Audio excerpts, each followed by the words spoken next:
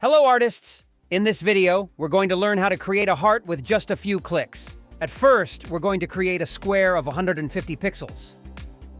Rotate it by 45 degrees. Outline it. Use the C shortcut to separate the segments of the square and delete the top two.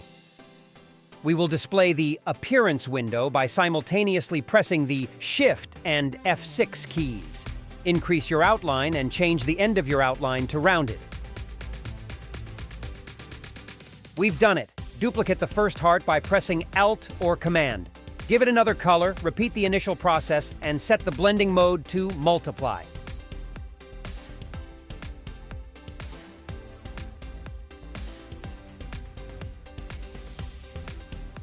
Bravo!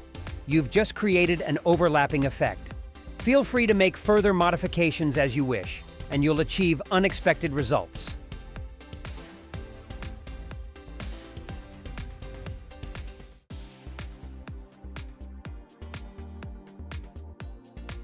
Don't forget, a like rewards my work.